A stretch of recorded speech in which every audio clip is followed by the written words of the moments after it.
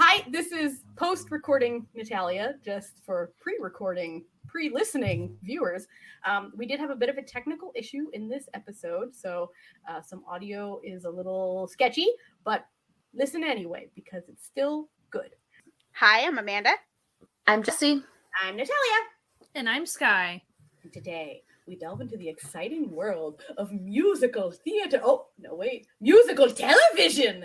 That's right. Netflix has produced a Korean musical for us to enjoy, for the world to enjoy. 6 episodes of sweet, sweet musical goodness called The Sound of Magic, or Anara Sumanara.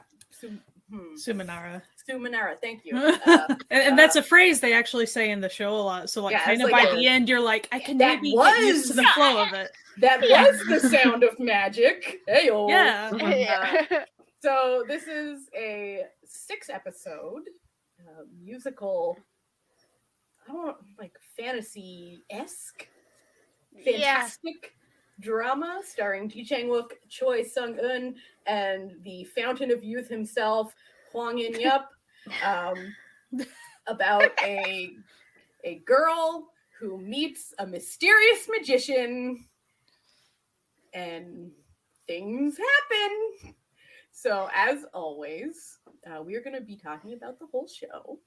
So if you have not watched it yet, perhaps pause this episode, go to Netflix, watch the show, and then come back and listen so that you avoid spoilers.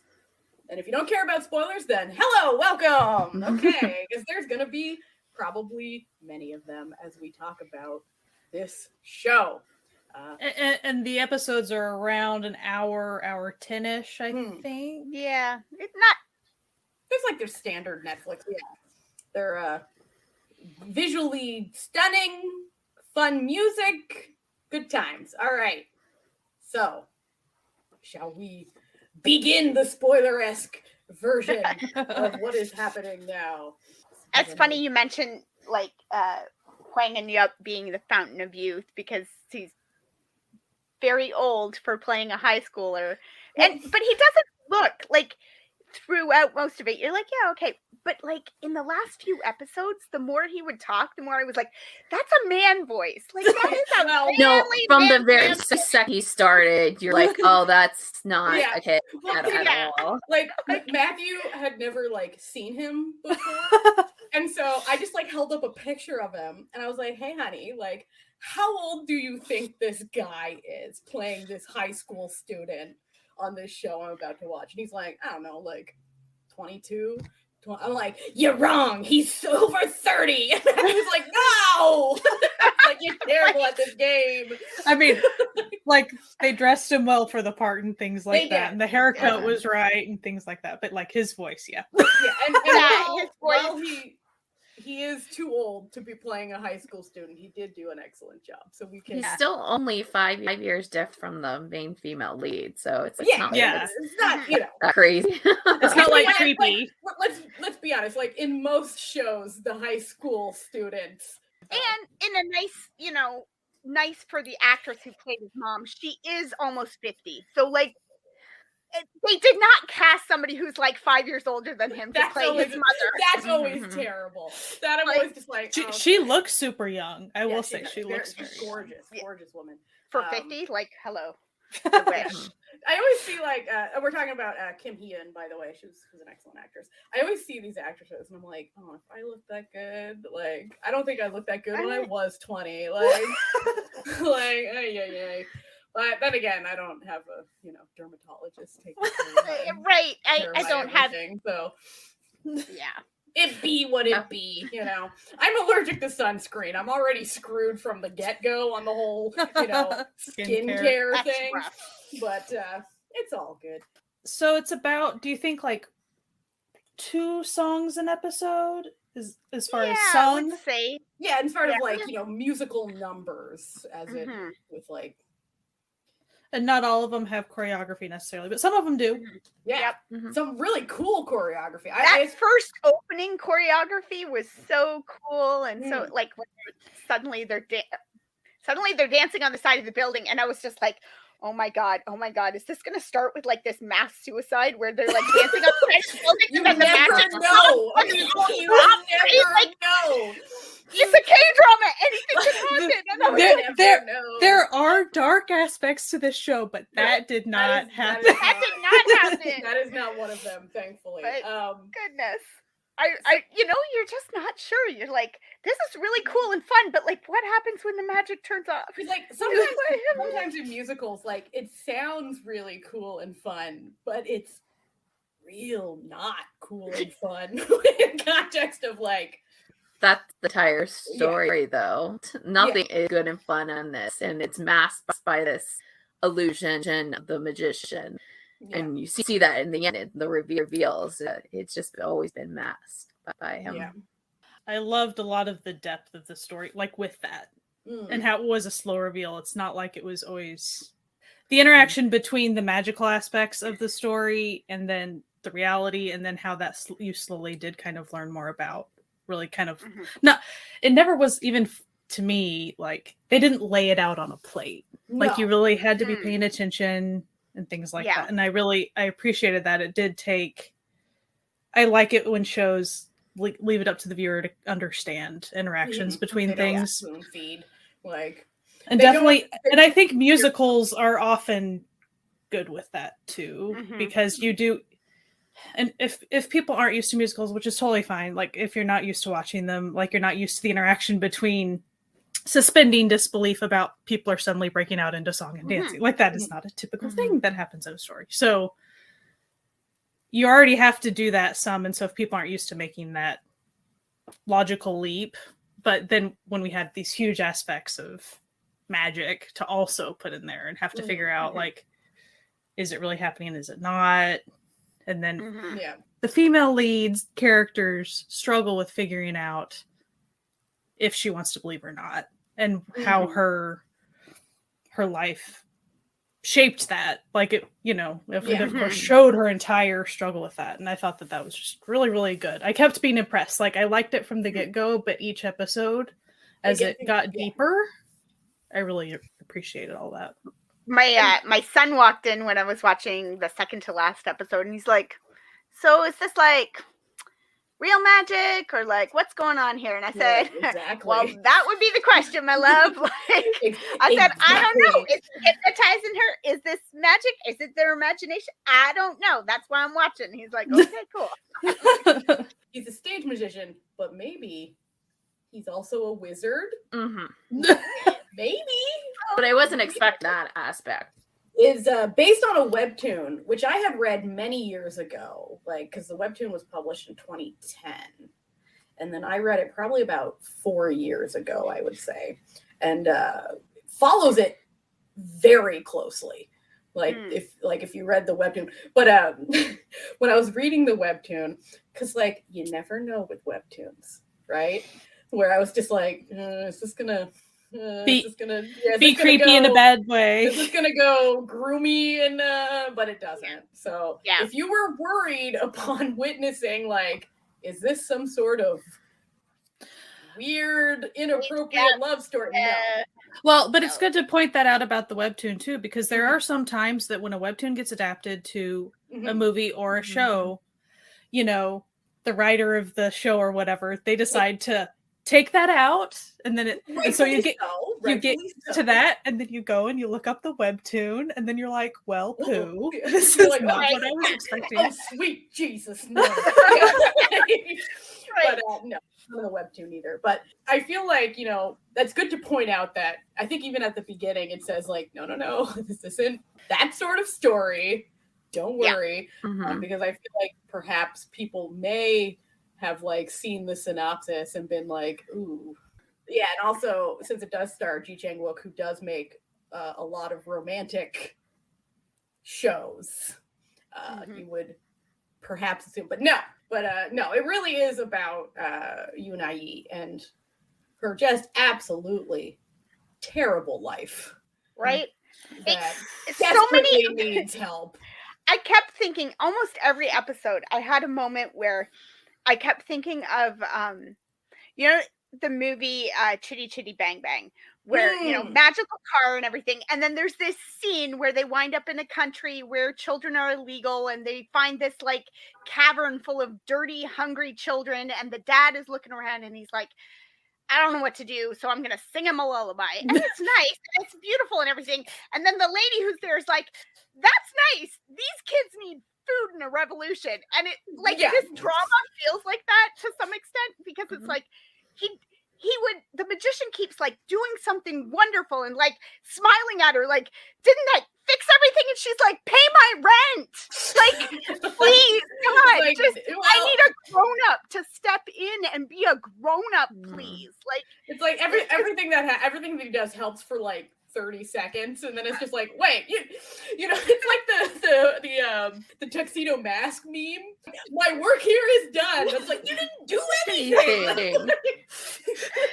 And then ran away. You would see a smile like slowly fading, like, oh, you have like serious problems. Like, you're just a severely mentally ill man with whom I've entangled myself. Just one more thing that I need in my life. Taking care of my young daughter while my father runs away from Lone sister. Star.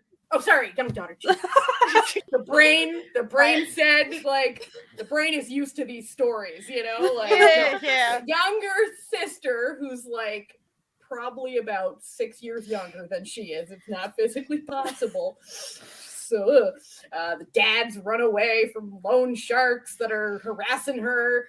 People at school are just fucking terrible. Oh, I felt like that girl did not get enough. Like, I just wanted somebody to get at her. Like, she didn't get anything. It's enough. Nothing happened to this bully. Well, okay, she did get attacked. Well, but like, not, you know. I would have liked a student, like another student, to just, I mean, at one point he's like, shut up, but she still doesn't get it, right? Like, she never had a moment where she got that she was a terrible person, you know? And you're like, no, I want you to understand how terrible you are. And like, you know, his parents never figure out that they're terrible people. The only person who's a terrible person, whoever like seems to feel a little bit ashamed of themselves, is like the homeroom teacher, who he's the one who has any remorse whatsoever, but he doesn't do anything. He just he seemed to be kind of that teacher who, like, right from the start, who actually does like the kids. Like, he wasn't, you know, often we see those teachers in these dramas who just clearly hate children and hate all the kids. Like, he seemed to like them. He was very like, hey there, fellow youth, kind of like personality, but like he liked them. He was trying. You almost got that sense, like it was like he was clearly ashamed of the position he put her in with that like whole award thing. You kind of got the sense that he felt like he was trapped, like there was no good solution here, so I'll do the one that most people can live with or something. Like he was trying. It just wasn't always good, you know. And like, you had these cop characters, and how these cop characters do not pick up on the fact that this child is terrified of her ex-boss. Now tell the truth, like, were you involved in like his attack? And she's like physically recoiling from this man. Like, he tried to attack her twice, and they still let him sit on that same couch. It was like, almost like they were too lazy, like, to be arsed to like. Well, and I think that was very much the perspective, right? Like, when it kind of came to the end, and these kids are all saying, like, no, obviously this man didn't do it. Like, I was literally with him. It couldn't have been him. He couldn't have done this. We know him. He's not like that. He's never attacked me. You know, they're going on, and everyone's like, no, it's obviously him because he's mentally ill and he lives and he's homeless. So he's homeless and mentally ill. So he's clearly a criminal anyway. So we're just going to pin this on him. You know what? Because it's easy. And you're like, very real to life. Also, Dad, do your job. To me, it was weird that whole scene took place at the school. It should have been at the at the police station. There's no scenario, like, thinking as a parent of teenagers, there's no scenario where a random person gets to just come into the high school and hang out with the kids. It does not happen. We have locked doors. You have to buzz yourself in. There's no way. Listen, I know the legal system's different, but I feel like the legal system's not so different that there is a minor being questioned by the police without any parental guardian figure being informed or present. You know what I mean? Like, and this is very heavily implying, like, these cops are very heavily implying that she was involved in this guy, like, attacking this dude, because that's what he's asserting, right? And so, like, where's the lawyer? Where's the homeroom teacher? Great that he's sticking up for her, but like, he's not really the one who should be there in this. We don't need, I guess, in that situation, the guy didn't need to be there either, right? The cops could say, we have a witness. This guy says that this happened. What's your side of the story? You don't actually need the guy sitting on the friggin' couch next to her. It's like, I understand why plot-wise it was there, but the fact that this is the one thing in this musical about, like, a man who may or may not be a wizard, that we're like, I could not suspend my disbelief about this interview scene. That tells you something. About the interview scene, like, I don't know, like, yeah, the magical butterfly turning on the CCTV, sure, like, he just disappears, like, sure, yeah, okay, he's actually a wizard, yeah, what, I can believe that, but these cops are a little too incompetent, like, like, even for cops. You know what? There was one other thing for me that I struggled with throughout, was how often she left her little sister at home alone, like, just sort of randomly. Like, I get it when she's working and stuff, but the older sister in me was like, that doesn't ring true to me, because I feel like she would have, like, on the Saturday when she's just going to hang out at the amusement park, she would have dragged that kid with her, especially when you know that there's, like, criminals who are, like, attacking your house often, like, showing up and stuff. Like, I was like, well, she had her friends at one time, so maybe just she's sending the sister. I think they were implying that, like, he was at that friend's a lot. Like, I feel like she tried to get her sister out of the house as much as possible. The chicken, though, the chicken was cute. That the little sister had a chicken, like, adorable, and for me, the parrot was kind of a fun character. Very minor thing, not just kind of a side prop essentially for a lot of it, but would kind of, since it would say things like the boss, your boss is a bastard, things like that, and so it was like, oh, where did the boss go, things like that. So I mean, so there were some hints and stuff, so I liked the use of the parrot, and it was fun that the magician character had some, a pet, a companion to talk to and things, and it was obvious that he was very affectionate to it. So whenever the parrot got injured and things like that was actually really hard for me, because I wasn't ready for it. And it was really heartbreaking, because like the parrot, you can tell, was sort of this man's last thread on reality, because it was the only thing in his life that he considered like family. And then this fucking bitch just strolls on in. It's like the only moment, like, for that character where she actually has a moment where she looks horrified when she realizes she was pretty nasty to that parrot, but when she realizes that the cage has fallen over and her initial look is just like, that's not what I meant to do. Like, it was obvious it wasn't intentional. Yeah, she may have not liked the parrot, but I don't think she meant to murder the parrot. So yes, there is a parrot death, but it's off screen. You don't see it, so it's. But the parrot. See, parrots kind of freak me out, but I like them in concept, but like in person. I used to think I wanted a parrot so badly. My bedroom was like parrot themed. I had curtains and stuff. I desperately, someday I'm gonna have a parrot. And then I got to a place where I actually like met a parrot and stuff, and it was like, no, I don't want that to touch me. Yeah, like I was like, oh, they're so beautiful. Oh, they're so lovely. And then I was in a pet store, and like the pet store had like a free roaming parrot, and I was like, that's a fucking dinosaur. I don't know. Like, and to me, they're so smart. Like, wow. Yeah. It freaked me out a little. So her life sucks. Very much. And then you're presented with who you think is living the diametric opposite perfect life. The top guy in school.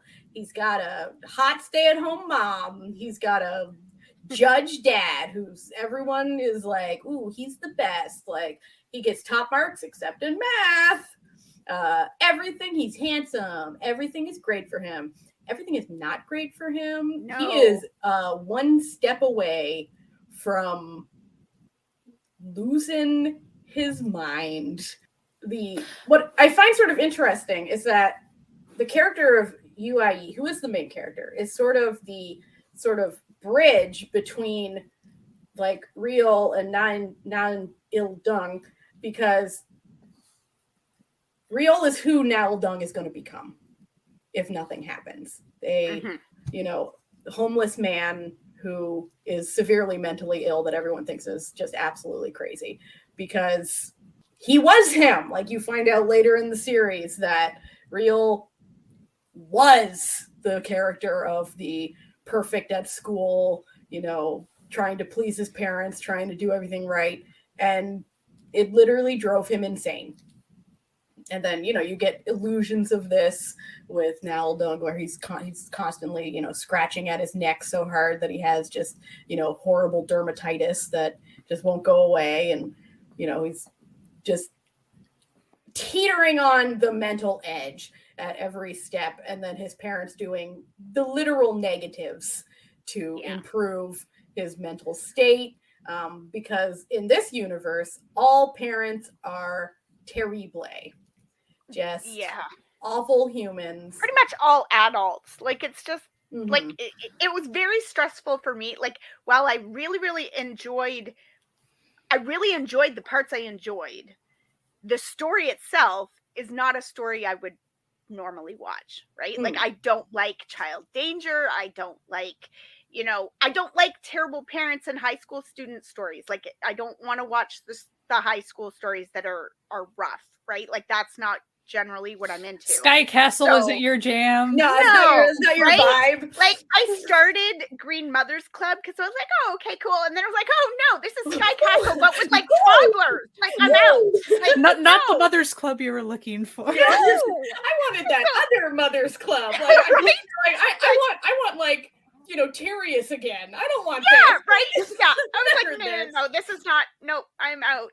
So, I mean, when you start a show about like middle school or younger, like primary school children, and that Netflix has a warning about like sexual assault in the corner, you're like, oh hell no. I mean, it's all the adults. Apparently somebody told me that it's not ever the children as far as that goes. But I was like, I'm not watching, So like, for me, this story was a hard rough. It was like, I did not enjoy a lot. It is an incredibly but the music and this story.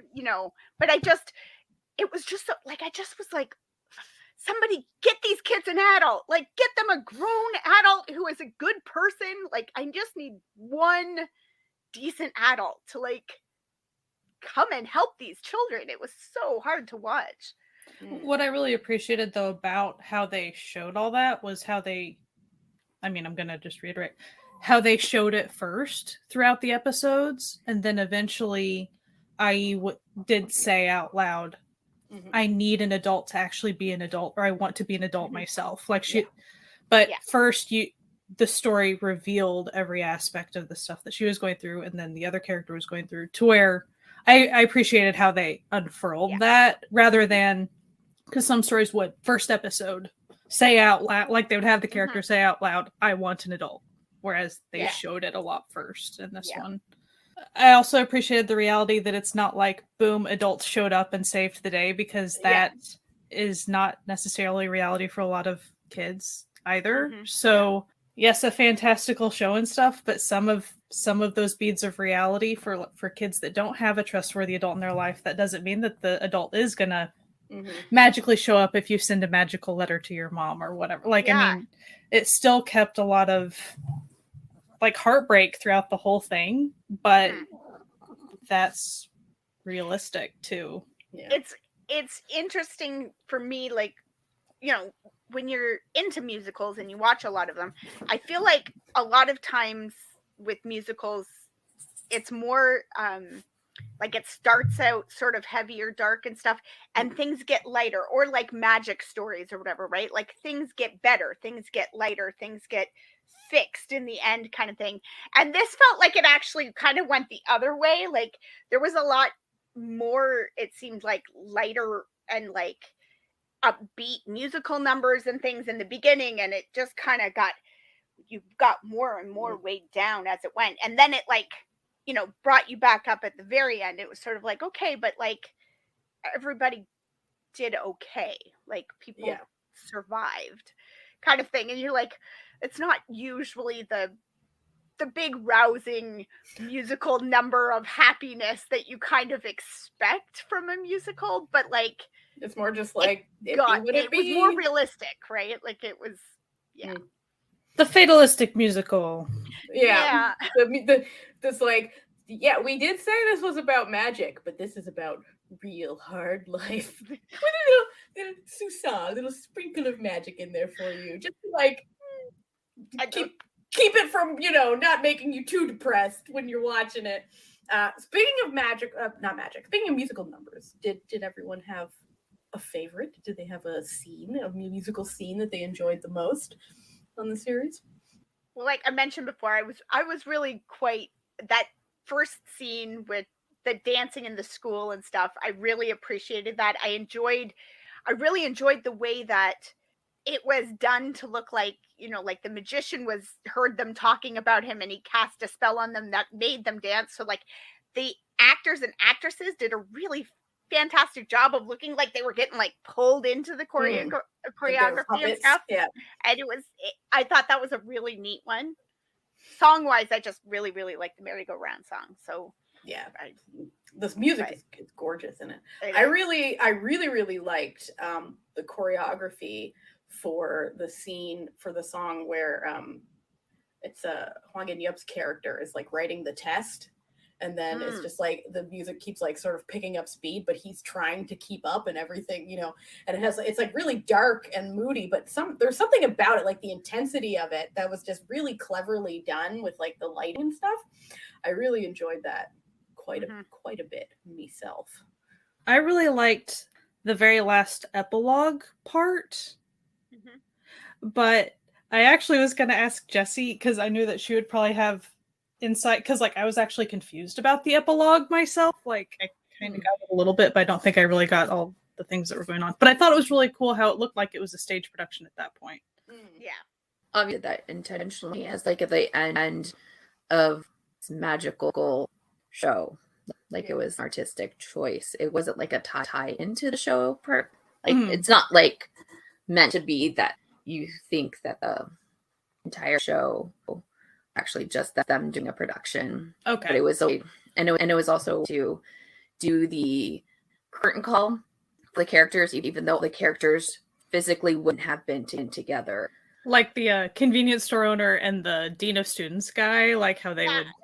I really liked the curtain call. I thought it was really cute. It was like a little homage to musical theater, right? But like, I really did have a moment thinking like, I really don't think that the whole story was, I didn't know how linked it was to the rest of the plot. That was kind of my main, like, I don't think it was, but I didn't know if I was missing something. I think it had like a sort of like an homage to music is magical as well. And they're just like tying that into this, and just like theater in general and the arts is magical because the whole story revolves around magic and believing in magic. The musical aspects of it were really good. I think that perhaps a lot of people that I've seen, despite the fact that it was advertised as a musical, I feel very like heavily. they didn't very heavily. I feel like they didn't quite realize that it was actually a musical, and so became confused when it was a musical. I mean, I saw somebody who said that they didn't feel it, that the musical numbers integrated well, which I didn't find at all. I thought that musical numbers were very well integrated as musical. I think that probably where they were at is probably more actually where I was kind of at, where for me, the story was a little darker than where I wanted it to be. So like it was hard to like mesh the musical aspect of it with the gritty realness of the story. So I have a feeling that that's what they actually had a problem with, but like they didn't know how to say that. So they just went, oh, it must just be the fact that it's a musical. That's the problem for me, you know? And it's like, because the musical numbers I thought worked really well. They transitioned into them really well. Like I felt like made the sense. musical format worked really well with how dark it was, because it's sort of music was a bit of a stand-in for magic, as it were. It was so the relief for all that was going on. Yeah. So it was like, it was an extension of, you know, the magic, where, you know, because some people do believe that music is somehow magical in its sense. So I really did enjoy that quite a bit. I thought that it was well done. For somebody who has watched, you know, like if you've watched a lot of musicals, if you've enjoyed like, you know, the golden age of Hollywood and all that kind of stuff, like it worked. It was exactly, you know, it was very like, what's that one, The Music Man? Like it, you know, you've got that weirdo who and high school students, like, you know, like there's a whole thing going on. I'm like, yeah, no, it made sense to me at all.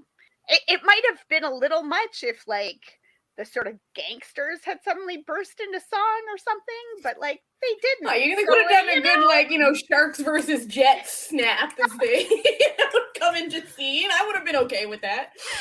And also there are dark musicals. I mean, Les Mis, as Phantom of the Opera. I mean, some of the major ones. Oh, Phantom of the Opera is incredible. Sorry. I went with my mom. It was delightful. Oh, what was what's that one? Shanghai or Miss Saigon? Yeah, Miss Saigon, that one. Oh my God. I had no idea. Well, I mean, kind of knew what it was about, but like we went to see it and my boyfriend and I at the time walked out of the theater and we were just like, oh my God, I want to die. You weren't prepared for that type of a date? Yeah. No. You're like, I'm here to have a good time. There's I mean, it was good, but it was like musical, shall we say. Yeah, exactly. That's true. Yeah. There's a variety, and I think sometimes people don't get that either, right? I also think that, I mean, these days, especially people who are like into drama watchings, but like they'll just hop into something because they like a certain actor, which you can have whatever motivations for watching something. But like I said about tomorrow, you know, on what our tomorrow episode stuff, like you should still pay attention to what the show is going to bring to the table in case it's not for you, because there are actual, like even this show, like I'm not saying there are a bazillion trigger warnings, but it's possible that some people either just can't handle the darkness, or like if you are in a difficult place in your life, you might not be able to handle it right now, and that's fine. Like I can imagine. But just because it's a musical or just because Ji Chang-wook is in it doesn't mean it's just go or make, you know now, it's a musical. And it's fine if you haven't watched musicals before. That's cool too. I mean, this is actually a really good introduction because it's not again, like, one or two musical numbers an episode, an hour-long episode. That is not that much music. No, I'm going to tell you right now. It's not an opera by any stretch of the imagination. Yeah. And like, and you know, even though it doesn't get like gory or explicit or anything, like I could easily see, like if you weren't prepared for the tone of this, like for example, the scene with the convenience store owner, like if you had been assaulted, like that could be incredibly damaging if you like aware, because it's not like, it's not explicit, but it is scary, awful. Episode 3, I sort of went, I am really not overall enjoying this, and if we weren't doing this episode, I probably would have stopped watching it at that point. Like I just would have been like, I enjoyed the musical numbers, I enjoyed the parts I enjoyed, but the overall enjoyment was not outweighing the it just wasn't. It's not like your because it's not my story, right? Like it's not my kind of vibe, which is fair. Yeah, and it kind of had as far as during the plot parts, there was a suffocating feel to the main characters and what they were going through, and that's kind of, and I guess that's what I'm trying to say is not that you're going to be able to tell that from a trailer necessarily, but like I want people, and sometimes we get misled, but I'm just saying I want people to be a little bit more aware if they could sometimes, because I don't want them to then go in and be like, oh, it's a musical, I hate it, or like one thing I was going to say about his character, the student character, he was going through a really, really tough time, and I appreciated how he was self-aware about how his plight was not like her plight, and then there would be times that he would, when she would put him in his place with that, and then he would realize I was very wrong, but then the story still showed he still is having a hard time. Yeah, it didn't try to like pit, like there's this sort of narrative trap that sometimes stories fall into where it tries to compare people's hardships as though like like the old saying like, oh, you couldn't feel bad about this because someone has it worse. I hate that. I hate that. And anytime someone says that, I'm like, this is bullshit. Like, that's not how any of this works. Because then you can say, oh, well, you can never be happy because other people have it better. But like, it doesn't fall into that trap where he understands that it's not that, he has to like put his problems into perspective because like she has no money and he does, and that solves all his problems. No, like his problems are still legitimate problems that are literally ruining his life, and just because someone has a different vibe of problems, like a different flavor of bad life, doesn't actually mean that, oh, I guess my life isn't bad after all. But how they showed both aspects of that. So like when he would, do something that would assume, like there were just at least 2 or 3 different scenes where they would have interactions to where she would have to say something and stand her ground and be like, essentially, you're in a place of privilege. Yeah. I need you to at least understand that and know that you can't, like you acted this way because you have this kind of life and I have nothing like that. And you need to know that. Yeah. I really liked the scene where he was like, I just need you to yell at me so that I can feel less terrible. And like, it was so true. And most people don't recognize that that's what they're looking for. And her going, yeah, like, my life is not about making you feel better right now. Yeah. Like, I feel like crap. And it's partially because of you. So like, you can just feel like crap too. That's how this gets fine. I don't make you feel better right now. And in that specific scene, he's like, I don't know, go tell the truth or something. And she's like, I did. Yeah. This is how, this is what came of it. People don't listen to me. And that's actually another thing that during the, when the police came and questioned her with the creepy convenience store guy and all that awful stuff, all those things, when it was building up to where it was obvious it was kind of going to be the 2 kid characters insisting he's innocent, I really thought that they were going to maybe make it they'll listen to the straight A, privileged, wealthy kid.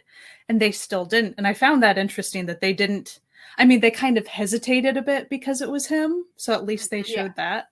But I remember thinking, oh, he's in on it. That's actually going to change things, because of the way they view his character and all these things. And then when his parents showed up and you knew, oh, no, they're not. Like, no, and I thought that was interesting too. Like that, the perspective almost, because if his parents were even slightly different people, they were in a position to say like, no, obviously this, like, let's obey the law. Like his dad's literally, like a lawyer, like, hello. But their perspective was more like, no, this guy has actually taken our son down a pathway. It would be good for us if he was gone. So we'll just like let things take their course.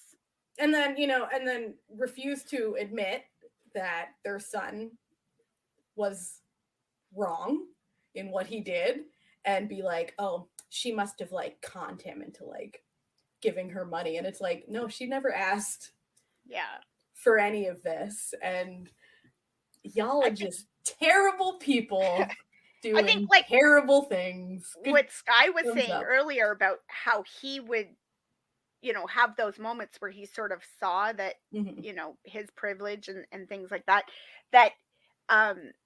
we got the flip side too, where she, you know, she was stuck in how bad her life was, and it was bad, and she recognized his privilege. But then in the last couple episodes, we also got moments where you saw that she saw how bad he had things too. Like that he had things bad in a different way than she did, but that it was bad. It wasn't, you know, it wasn't just pretend bad. Like, I also appreciated there's so many high school, college dramas and things where narratively you would have two characters like this, and it'd be like, I recognize that you both are going through a rough time, but let's fix each other. And then narratively kind of no, we didn't play that game. No. We didn't do any of that. And I really appreciated that. And we also didn't lean too heavily on their little romance either. Like, it was small, it was sweet, but it wasn't even the main thing that would happen between those two characters either. There was so much more going on. I really appreciated all that because it felt age appropriate for those characters and the things that definitely she was going through. Like, I really liked the show. I did too. I thought it was well done. One of the things that I thought was really interesting too, character-wise, that was a lot more subtle than I maybe realized, or I don't know how to word it, but I was early on in the series, before we even got all the details of the magician's background and what his high school experience had been, I was already, you know, when you're sort of wondering how real is this magic and stuff, I was already starting to think, is this magician that high school student, and he's somehow like, you know, time traveled or something? Because that would have been a pretty good twist. Right? I'm gonna be honest. The character was telling me already that like they had something in common, and it was weird to me. I had that thought too, but I'm like, but they don't, like, they really didn't try to match their appearance at all. It's not even a little bit. You're right. I was like, even just, you know, it's obvious that a big part of the actor that plays the high school student, you know, his cat eye, like the shape of his eyes is like one of his appealing things. I was like, they don't look anything alike though. Like, that's the thing I kept telling myself. I'm like, I'm gonna let that theory go. Like, there was one cast member that I knew for a fact was in the show. When we saw not on the main leads, I knew very quickly that he would be playing Ji-Chang Wook's herself. Like, I don't even know if this is the first time he's played Ji-Chang Wook. That actually, it made me wonder that. I was like, did that happen in like Suspicious Partner or Healer? I was like, I don't remember. How many times? How many times has he played? And if you're curious, that's right. We got some pre-military Namdarum in the house. And he's always fun. He did such a good job. He always does such a good job. He always does such a good job. He's so good. But I always love looking at his like filmography because most of it, as you're scrolling, it just says name and then in brackets younger. Name young. Name he's like the child version. The opposite of like the Kim Hae-suk, where it's all so and so's mom, so and so's mom, so and so's mom. It's like so and so young, so and so young, so and so young. Doing just the absolute most, as always, because he's literally such a good actor at such a young age. It's wild. Always the way he's able to match, he'll try to match the way, you know, the older character speaks or something, like the speech patterns and it's just always so fascinating. Like, did he go through acting school like when he was a fetus? Like, how did he? Listen, he's born in 2002. And his first role was in 2009. So, like, he was starting young. You know what I mean? The parts that was, like, you know, Real's character in high school, heartbreaking. Just, because, like, you immediately see this, like, perfect guy who's, like, just trying to be, like, he's the best, he's good looking. And I was just like, oh, no. It's, you know, like, sometimes there's those narrative, like, plots where as soon as like it's like when you're watching a true crime show and it's like she had a smile that lit up the room, you're like not for long. Like you're like as soon as it's like like he's the best, I was like so like yes, so it wasn't a shocker. It wasn't a shock, but I was just like ooh. But well, you know, like we said before, sometimes they change things too, right? So you're never sure 100% what is what I read, what I'm going to see. So they didn't even really have that much screen time for that story. Like they kept it pretty short, but like pretty impactful. Scenes. But also the first, like when they first show his younger self, he did have a lightness about him. Like he was very good at school, but I'm just doing it because I'm trying, like, though he was trying to please his parents, it's obvious he wasn't necessarily stressed out at that point. Things were coming fairly easily to him still. And that's what made it more heartbreaking, I think. Because often with those arcs that you see, which it's always heartbreaking, but when you see when they pre-stress, essentially, often you're shown they're already getting stressed, and that, you know, we see from there. But like pre-damage, essentially, and it was always so obvious, like, this all happens because the adults, like, that was well, there's like the ages of between like 15 and 20 are when most like mental illnesses like set in, right? So that's when you start to basically get sick. It's usually because that's when your brain develops. So when there's, you know, like chemical imbalances or stuff, that's when they develop, is in your teen years. So generally, like it's usually around like 17 when people get schizophrenia and like, you know, bipolar and stuff like that. It's like around then. So, and since, you know, knowing what we know about Korea, the state of mental health care in Korea, this story is probably all too similar for you know, lots of people. And since it's not a thing until very recently, and is still a very hard thing, not even just in Korea, but worldwide, for like not only for people to admit that they need help, but for parents to admit that their kid is sick. Well, and even if you finally get to that point, to get effective help, even if you have the funds or the means or whatever, still to get effective help, and it takes a long time. Yeah, and it's, you know, it's expensive and a lot. And if you have parents who like don't believe in mental illness, which is well, I mean, it was very clear in 2022 for some fucking reason. Like in this, that like he wasn't getting help. He just got locked up, basically, right? It was just, you're crazy and you get locked up. But it wasn't like his stress and his issues were things that could be helped with proper care. Like, I'm not saying, you could be like magically healed, but like with some therapy and probably some drugs, right? He would have probably been fine. But they didn't do that. They just locked him up and said, well, I guess we got a defective one, right? Like that's not how you help people. And that's sadly all too common how people, air quotes, help people. And it's, you know. And so then you're presented with, you know, the character of Min Ji-soo, who's literally the only person, the only adult, and the only person in his life who gives a shit about him. And so she's, you know, just showing up, bringing him food, making sure he's still alive, because no one else cares enough about this, you know, crazy, in air quotes, magician who, you know, squats in an abandoned amusement park and provides free shows for children. And then you have this lovely pregnant lady who probably doesn't have as much time because she's a lovely pregnant lady. And it's just like no one else cares about this man. And like that sort of heartbreaking aspect of it where she's like, because I remember him before he broke. Like, and I see some of that still in him. And I just wish he could be happy. Like, well, and she was 110% sure, like, he's not a dangerous person. Yeah, I really liked this show. I don't know if that's my number. It might be my number one for the year so far. I don't know. I don't have a list yet, but I mean, I appreciated the gravity, like the way everything was handled. I felt like it was handled very well.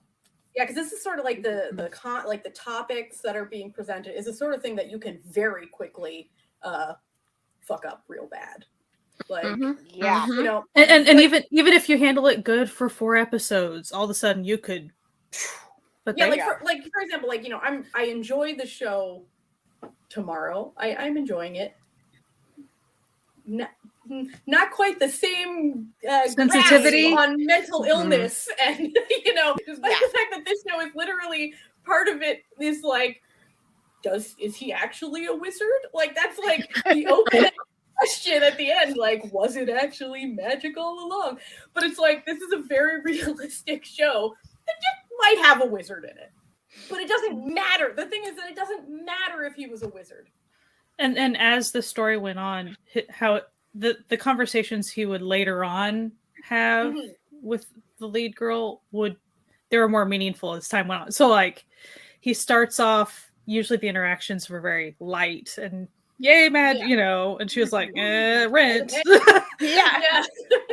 But then he kind of got a grasp of a little of what she was going through, and then he had great insight, and he wouldn't be like, this is what happened to me. He wouldn't give his backstory or anything. He would just be like, this is the truth that I know. I did also appreciate the thought of find that tiny moment of happiness when you can. And he wasn't saying abandon all of your difficulties and throw your life out the window to find that happiness. But if you can have your bit of happiness, try to enjoy it, at least in that moment.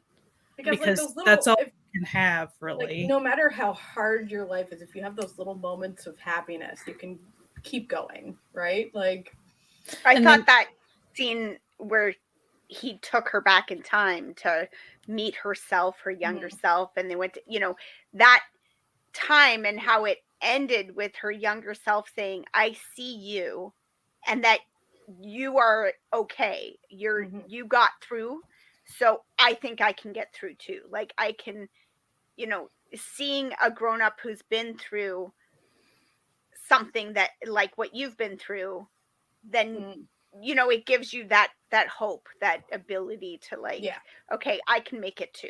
I can do this. Like, I liked that scene really was good for me. So I liked those bits of hope. And of course, a lot of times it was encased in the magic or something, but usually the thing he was usually trying to say about it was always just a good thing for a character like that to hear, but I thought it was good for very the entire concrete show as well. And it's like, it really showed that magic was the only way that he could still communicate with the rest of the world, because of what had happened to him. It was kind of interesting too, again, the contrast between the two high school student main characters was that her thing was seeing that and saying, okay, like that little bit of hope can get me through. And he almost had the opposite thing where it was like, no, you need to see that you can't just push through. At some point you have to just stop. Because if you keep trying to push, you're going to break. So just stop. It's like, right? I thought that it really, like in his character especially, reflected the idea that if you just live for someone else's expectations, one day you're going to realize you have nothing because all you ever did was, live for other people and you have nothing of your own.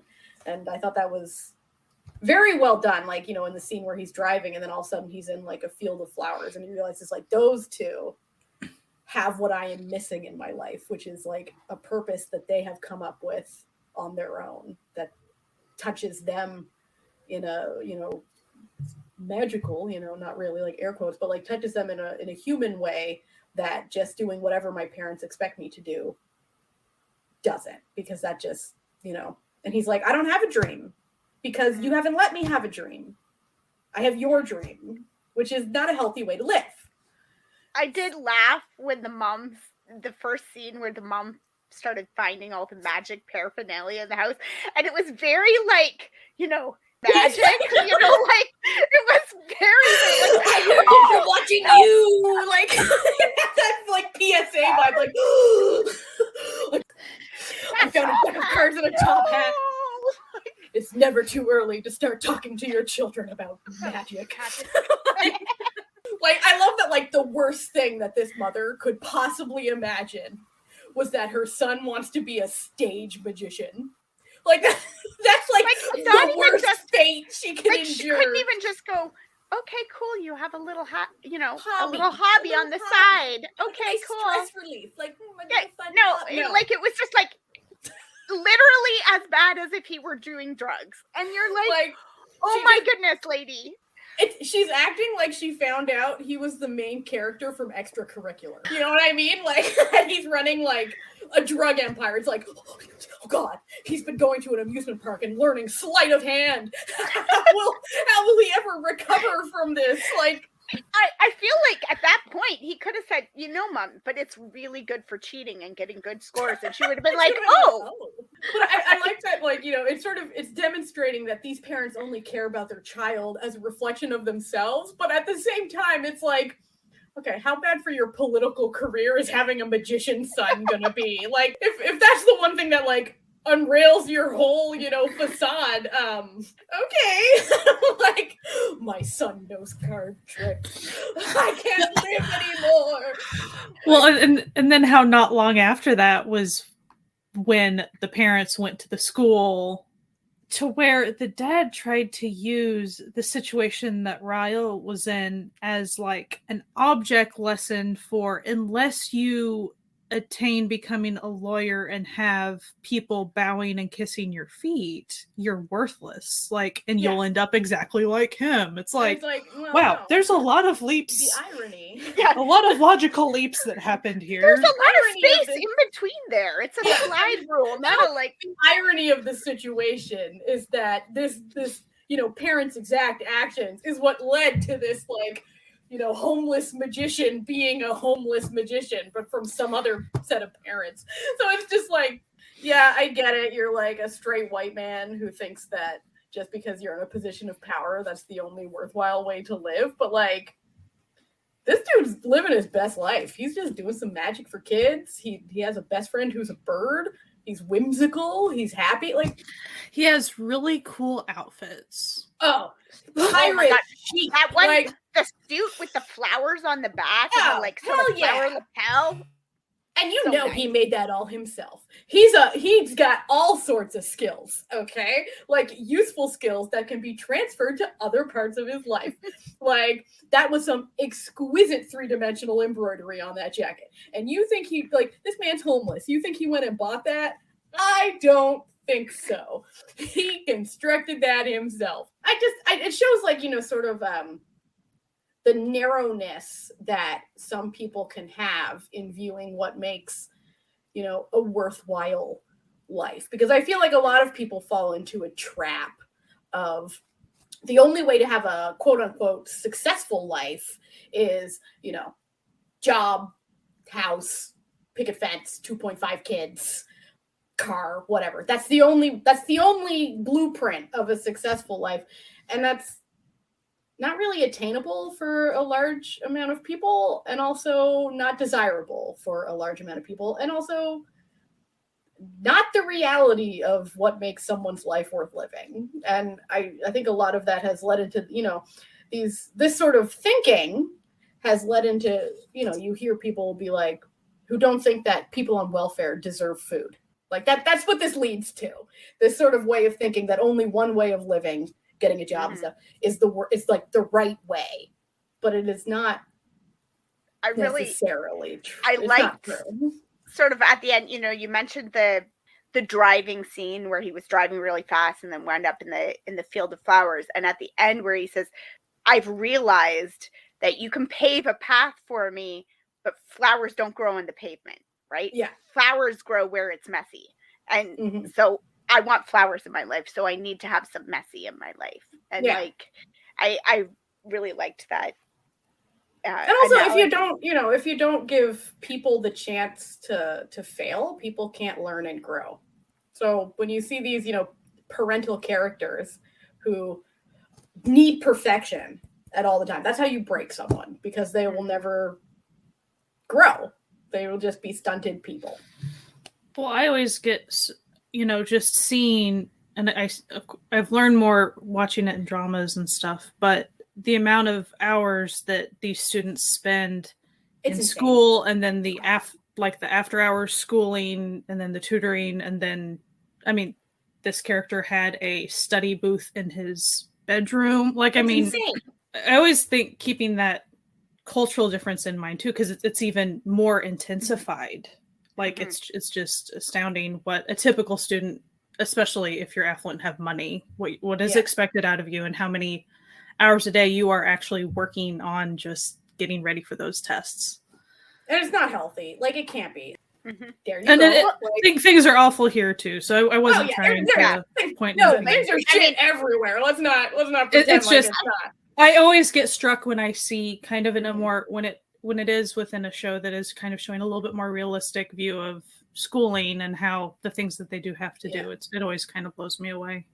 I'm always like a little surprised by how late the kids stay up and stuff too, because like I mean even here my kids are not normal because they go to bed at like my 10-year-old goes to bed at 8 and his friends are like, what, but he needs to sleep, he's 10, he needs sleep, right?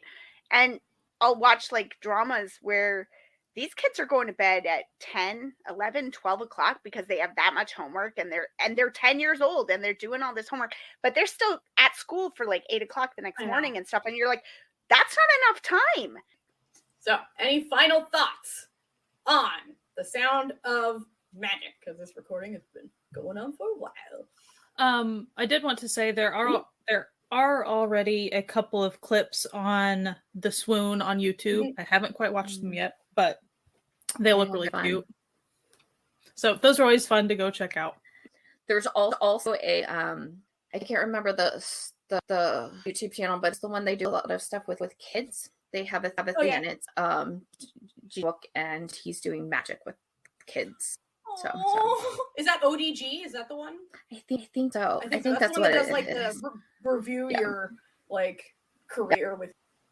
Yeah, no, the cast of this show, wildly good cast. Like all of the acting. I mean, I'm not schooled in it, but I was just really impressed. I just really liked all the acting and stuff. Even the little sister actress. Oh, she's so good. She's so good. And not just, she cried well or what. No, like, she was good. Yeah. Also, again, I haven't studied singing, but I sure thought everyone did a heck of a job singing. Oh, she's voice is gorgeous. Yeah, all like the elements fit together. Like, it wasn't like there was, there was nothing over the top, but it was still over the top in an appropriate way, if that makes sense. It makes sense. But even when the magician character, like when Ji Chae-wook was singing, and it would even be kind of a soaring type song, it did not feel pushed or like, we are going to make him go really like extra loud. I was amazed at how well he did. I'm not saying that I was expecting him to not do a good job, but I thought he did a really good job. I mean, I've seen him and stuff, and he has a nice voice. Like, he's not, like, whatever. He's an actor. He's great, But, like, when he would sing, I was like, oh, that's a lovely voice. Like, I really just had... I'm sure if you're a big Ji Chang-wook fan, you've probably seen him sing before. He probably does it at fan meet. But, like, for me, I was just like, oh, wow. Like, I was not expecting that sort of... Like, there was a richness to his voice that I didn't expect. And I expected it out of Hwang In-yup because, like, in True Beauty, he was acted like an idol, so he did some singing for that one. But excellent show. Do we all give a little thumbs up to Sound of Magic? I highly recommend it. I really do, and I appreciate it being 6 episodes. I think it works to its advantage. I mean, it could have been longer, but I thought it was really good. I will say, even though Netflix is having some problems at the moment. Most of their own making. I really hope that we get more like musicals and more sort of like more unique storytelling methods coming, because like there's been a lot of dramas that are sort of eschewing a lot of the more traditional K-drama formats, and that have been absolutely incredible. So I hope that we get more of those. I would love to see more musicals, like not just K-drama version, but like other countries. Yes, more musicals. We love musicals. Musical theater, chef's kiss. Just absolutely delightful. And you can tell any story with a little fun musical number. You know what I mean? Yeah. Never hurts. Anyway, thank you for listening to our episode on The Sound of Magic. You can listen to us wherever podcasts can be found. But if you want all of the links and everything for stuff that we talk about, you're going to have to go to certifiednoonas.com, our website, where all the links will be, and for the episode, because every single episode has its own post with all that information. If you want to support this podcast, you can go to patreon.com/ Certified Noonas, and become a member of the Certified Found Family. The Found Family is our little band of supporters on the web, and we love them. We have a good time. They have their own little special place on our Discord as well. That's right, we have a Discord, which is super fun, where we do watch parties and have conversations and share music videos and clips and all sorts of fun stuff. And it's popping over there. We have a good time. We have a good time in the Discord. You can find us on social media. Twitter and Instagram, that's the usual place. It's always at Certified Noonas, one word. And if you are around this coming Saturday, which is Saturday the 21st, we are having yet another live stream on our YouTube channel. You should go like and subscribe on the old YouTube. We're doing a weekly live stream. The return of Idol Manager is coming up this week. If you were at the last stream for Idol Manager, the struggle was real, but the Party Llamas, our fictional idol group, we're gonna try to get us out of the hole, the financial hole that we found ourselves in. Anyway, Idol Manager, it's gonna be super fun. That'll be at 3 p.m. Eastern Standard Time. In addition, on the 25th of May, so next week from the episode this aired, if you're watching it the week that it airs, we are having a book club. Jessie will be running a book club / TV club for the show / book Pachinko. I just finished reading it. It's excellent. You should pick it up from your library and watch it. The show is airing on Apple TV. That's the place it is. And there's going to be a lovely book club on May 25th, where we're going to talk. Half of it is going to be about the show, and half of it's going to be about the book. So if you don't have time to do both, you can do one and still have a great time. It's going to be super fun. So we're going to do that. And anyway, that's it for our announcements. We hope that you enjoyed listening to us. We hope that you hang around maybe next week and listen to us again, because we'll be back with another episode. Anyway, we hope you have a fantastic week. And we hope you, wash your hands, wear a mask. And as always, stay safe and keep enjoying Asian entertainment. Goodbye. Bye. Bye.